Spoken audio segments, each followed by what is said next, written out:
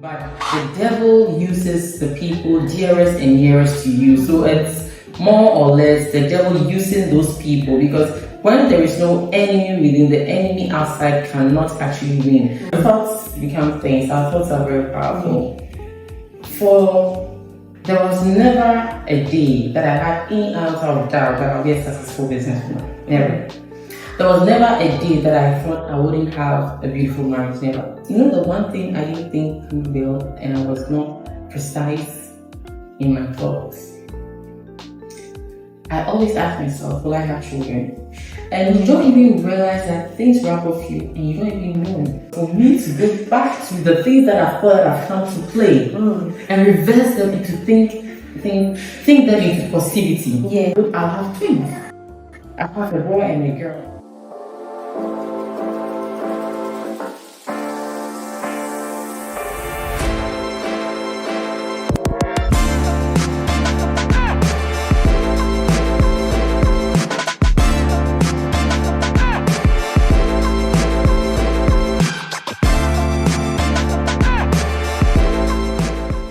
Hi, my name is Chichi Yakubu. For those of you who don't know, I'm your Instagram sister, an entrepreneur, a wife, a mother, and everything in between. And yes, for the record, I'm her big sister, in case you don't know that as well. Yeah, okay, good time. So this is our first time having the Woman in 3D, and it's a series that will come in once or twice a year to really highlight women that are doing really well in various industries.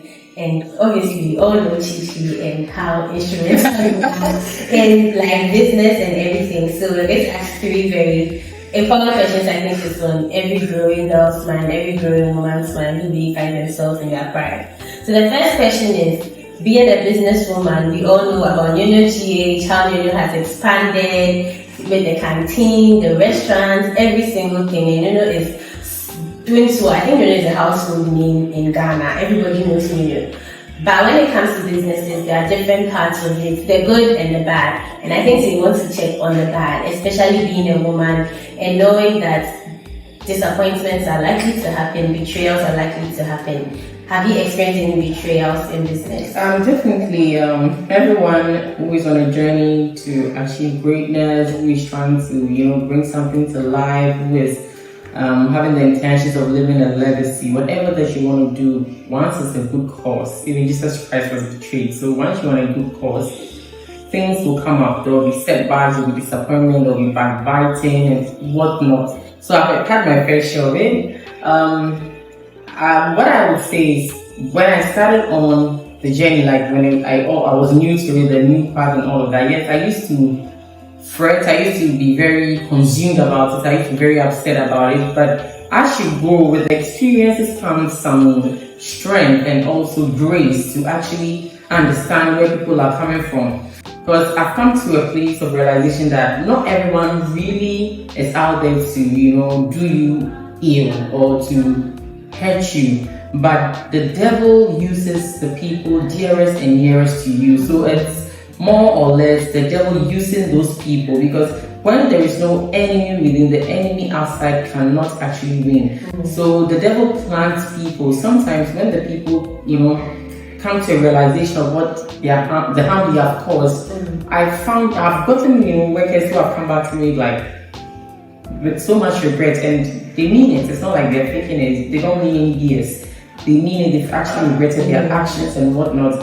So it's a thing of grace and experiences that will let you understand that people don't intend to do you ill, but when the grace, that the light that is upon your life is so strong, sometimes many people don't understand it, and it's just what it is. And also sometimes it helps you build your character. In the moment, it's very hurtful. It's a very painful experience. You don't even wish that on your enemy. But later on, maybe 6 months, a year, 2 years, you have that aha moment that this actually taught me a thing or two. This actually changed my perception about things. This actually made me realize that I need to be more intentional when I'm praying for, to have the spirit of discernment. Because sometimes the things that the people will do in the future, you see it from the very beginning, but you either overlook it or you don't have the spirit of discernment to actually decode them miles away.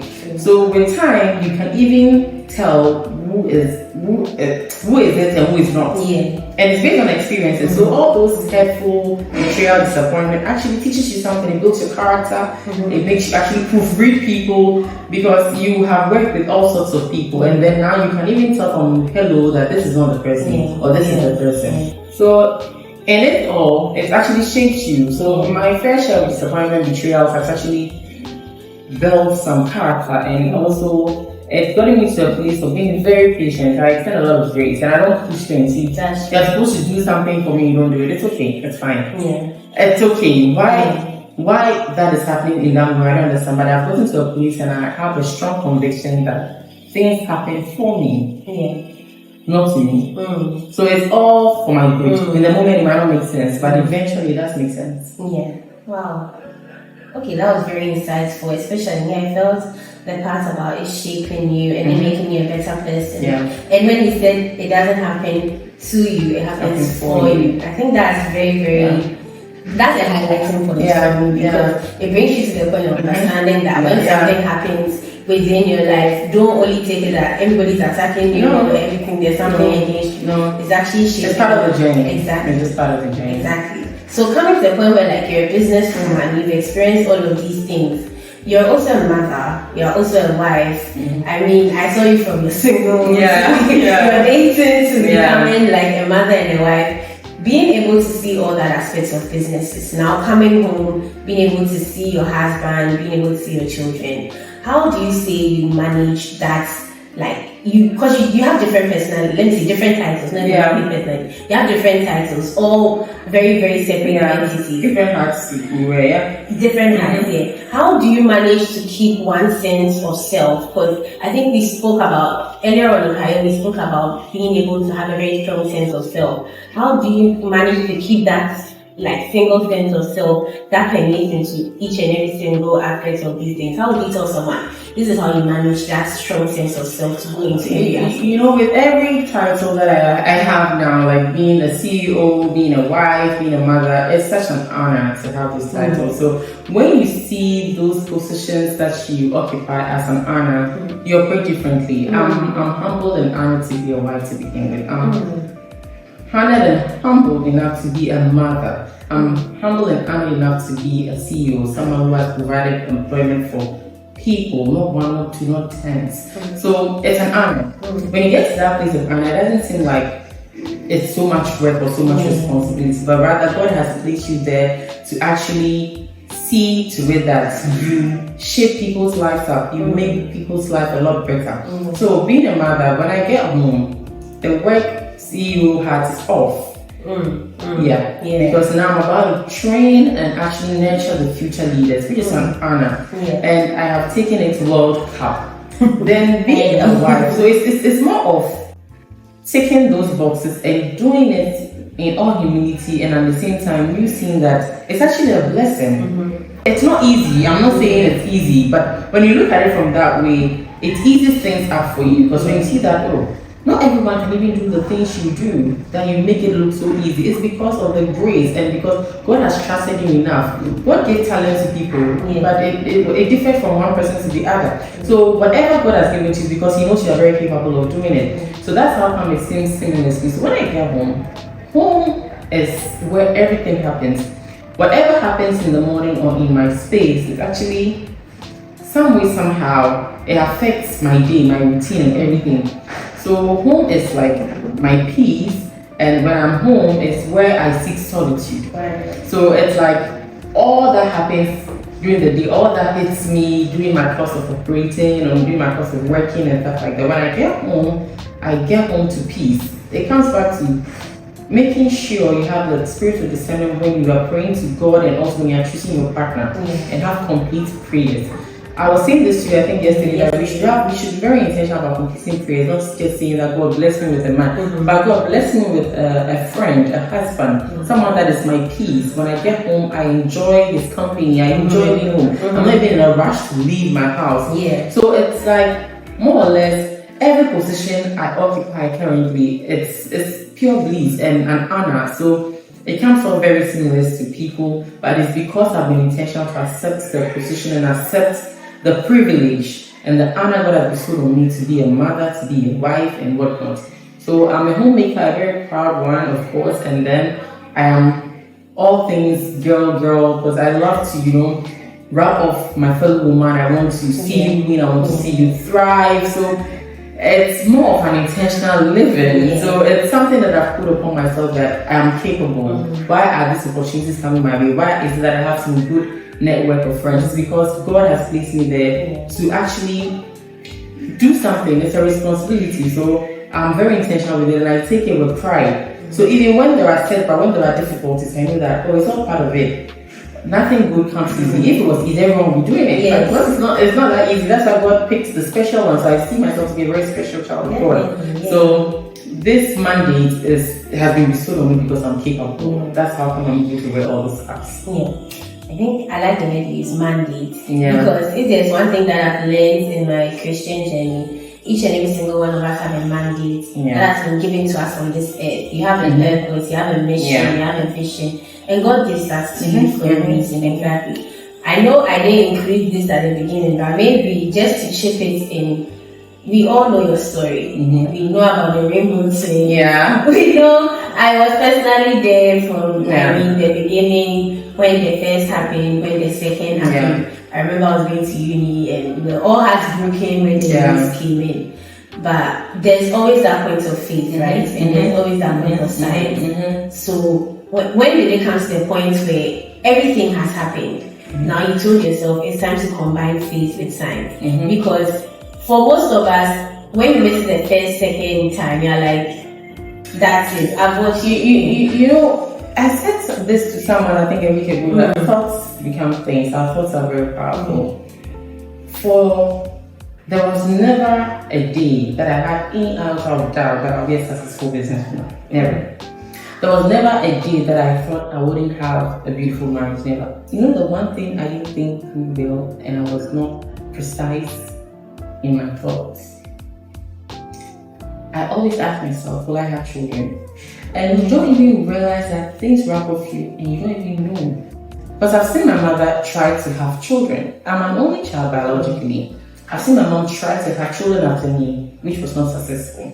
During that time, taking care of her, even from taking out fibroids to the hospital, nursing her back to good health and sort of things, and seeing the pain she was going through, I didn't even realize at the time the fear I was seeing on her face, it was rubbing off me. Because I was asking myself, she had just one child. What if I don't have any? So I was telling Farouk, I think, it was Farouk. I think this just 2 weeks ago, I was like, I didn't realize my way's journey affected me in a way. Because I was present. I saw it. I was an adult. I was 16, so I knew what was happening. Because I used to go to her and I brought her in and stuff like that. So I saw the process. I saw what she was going through, and it wasn't successful. Then I didn't know unconsciously I had picked that. So after the first, second heartbreak, I sat back. I said, no.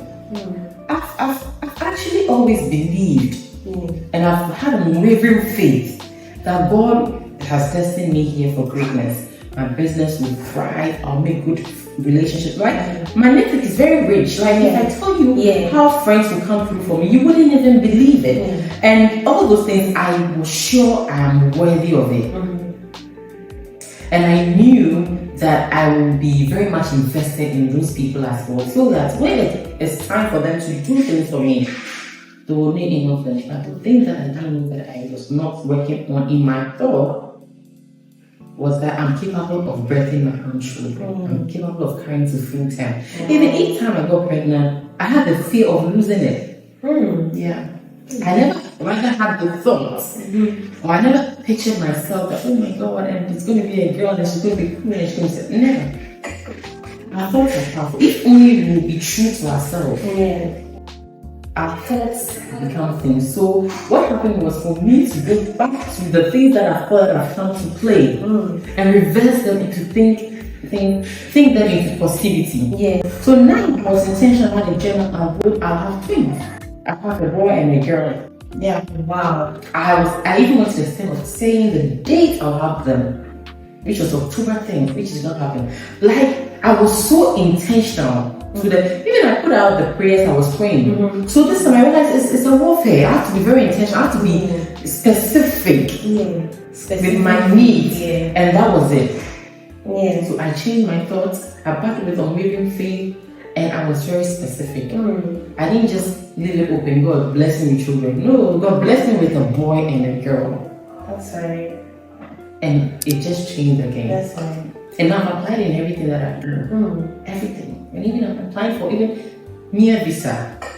I would say I want 5 years. And I'll get it. That's our plan. And if you are a child of a Muslim, you back with unbelievable faith. Even for those out there, those unbelievers, if they can think positively, there's a sense to it. It will manifest. Whatever you think, it comes to life. So imagine we that are children of God, if we can think good and think well of ourselves and think that we are deserving and we back with prayer. Just be like, it's going to be a lot. Oh wow. I think even the aspect of thoughts, this is my first time properly deeping into that. We are everything that we think. Things are thoughts. Definitely take home for me. I'm actually learning. She's no kidding. I'm actually learning. I have conversations with you, so I know how insightful you are. So it's no error that I'm learning something. Just the last question before we leave. You've spoken about things becoming, your thoughts becoming things. That means that I would assume that, definitely, these are some of the things that you do when you want to see things happen with your life. But for somebody out there, I know previously again, we've spoken about being able to see your vision materialize, saying to yourself that it's either this or this. When it comes to my vision, I'm not leaving room for alternatives. This is what I want and this is what I'm getting. What are some of the 2 major things that you have done or you say you will do to actually see that your vision is materializing? No matter what, you're saying that these 2 things, they are on my written pad, they are on my board, they are my go-to, they are my daily mechanisms that I'm working with. When it comes to these two things, I'm doing them with my vision. What do you say are the 2 major things that you do in that aspect? Not cutting corners, because see, whatever you want to do, there's an easier route. But as to whether if the end is fulfilling. So it's more about integrity. So for me, if it has to be done, it has to be done well. And sometimes doing the things you want to do the right way can be difficult. So it's about having an attitude of resilience. So it's resilience and not cutting corners. That is what has actually helped me to actually achieve my goals. You can do all the writing, you can do all the journaling, you can do all the planning, you can do all the goal setting, you can do all the vision boards and stuff like that. But if you are not a person of integrity, you want to cut corners and stuff like that, you might get your results fast. But as to it being a beautiful ending, I cannot promise you that. It's going to be catastrophic. But if you back whatever you do with integrity, what you say on camera is the same thing you are living outside. Because you know what? People can be very successful. Let me use social media. But behind the scenes is empty. It's just a glitter. It's just a facade. It's just. And it's not or they are not even living what they are saying. But whatever that you want to do, have good intentions for it and don't cut corners. Take the long haul. It's very liberating, it's very fulfilling when you see that you're able to do it, even when all the odds were against you. Because doing things the right way, I'm here to tell you, it's not easy. It's not easy. But I challenge you and I encourage you that we are born to do great things and we can do them through Christ, through strength us. Because once you can think it, you can believe it, you can achieve it. But it's a process. Allow yourself to go through the process and be very patient with yourself in your journey. Because what you don't know about whoever you might be watching who is doing something that you intend to do for yourself is that maybe they have this serious backend of the sponsorship you have in idea. Maybe they are showing you jobs or results that you've applied over 15 years. But they only came out to talk about it 5 years ago. You think that in your 5th year you don't have anything to show. Some people will do things for only God knows how long before they get the results or whatever they are looking for. And let's start in a day and then they get the results.